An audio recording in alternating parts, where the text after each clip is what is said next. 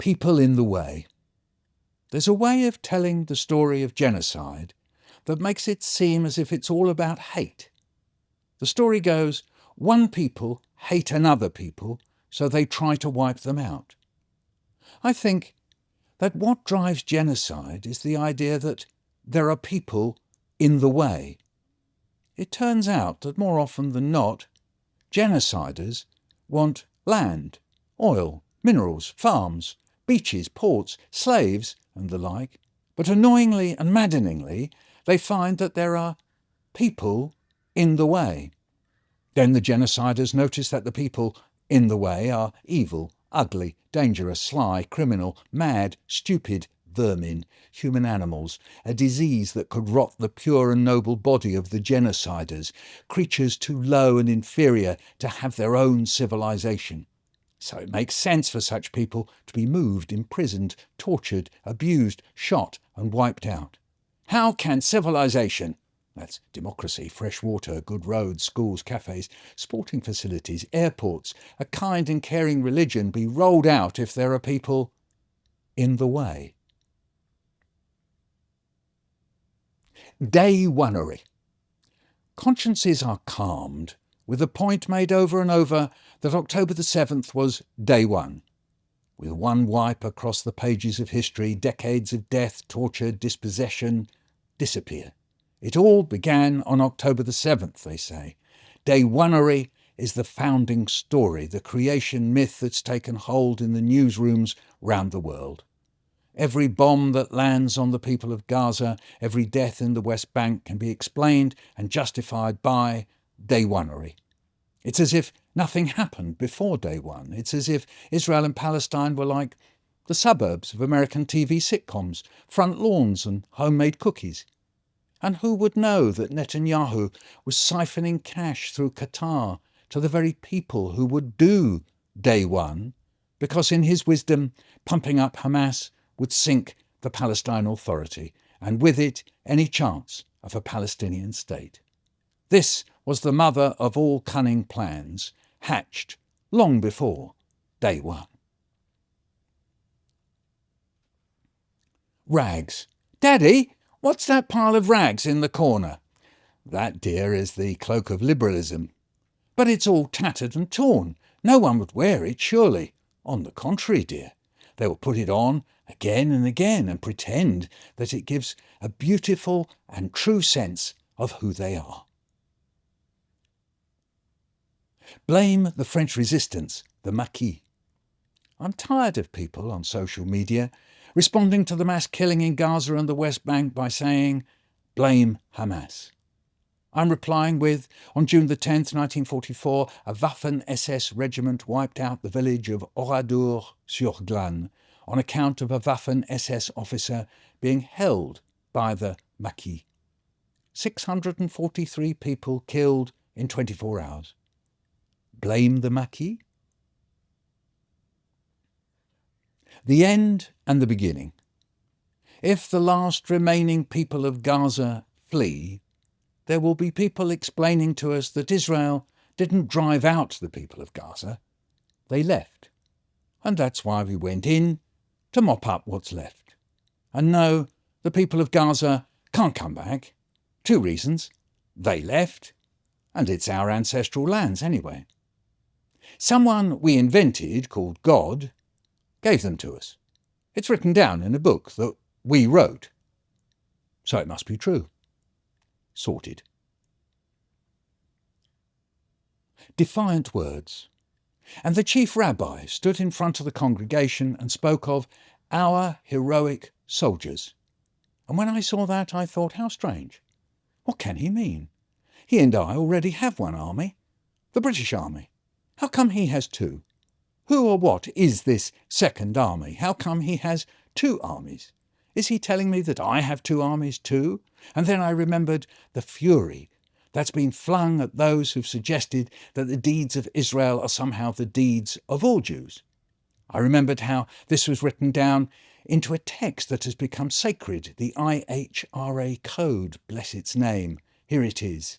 An example of anti-Semitism is holding Jews collectively responsible for actions of the State of Israel. And here was the chief rabbi pleading with the congregation to be part of the collective responsibility for actions of the State of Israel, officially, religiously, with the authority of his office, and agree with him that not only is Israel's army heroic, but it's ours. And then I remembered Norman Tebbit, who brought in the cricket test, warning us that within our midst there were people who might support India, Pakistan, or the West Indies cricket teams. How revealing, how shameful, how disloyal, he urged us to think. Where are the Norman Tebbits of now, horrified by the chief rabbi's outburst of dual loyalty?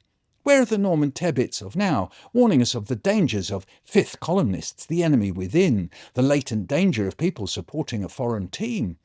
No, the Norman Tebbits are only interested in being suspicious and hateful towards people of colour. It's only their teams and their supporters that the Tebbits wanted us to worry about. Teams? What am I saying? This isn't sport. This is an army, a foreign army, sent into battle by people whose allegiances and origins lie with those who once blew up a hotel full of British citizens, but are mysteriously not described as terrorists. And then I look more closely at that word our in the phrase, our heroic soldiers. I pause over it, savour it. Who is this our? Who is the chief rabbi scooping up and allying with these heroic soldiers? It's Jews. Isn't that me? I'm Jewish, aren't I? Wasn't he hoping or even assuming it's all of us, even me?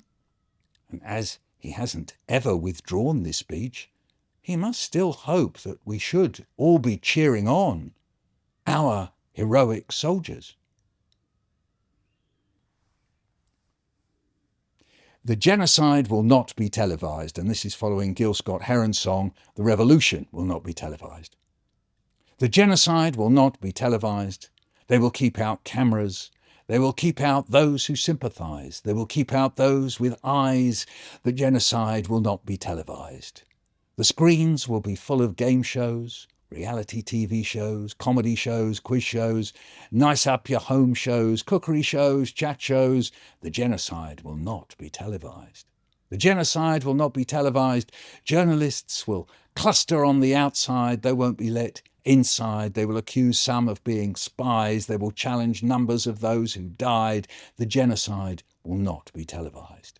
The genocide will not be televised. They'll keep saying that it's a humane war. They keep saying that they want more. They know full well what they're fighting for, the sea to the river. They want it all. The genocide will not be televised. Arms. I like it that the White House, the US government, has disapproved of Hamas's rejection of Israel-US's peace plan on the grounds that Hamas wanted to retain weapons. Quite right. After all, everyone in the White House and in the US government is against the right of people to hold arms. Oh, hang on. I've got something wrong there.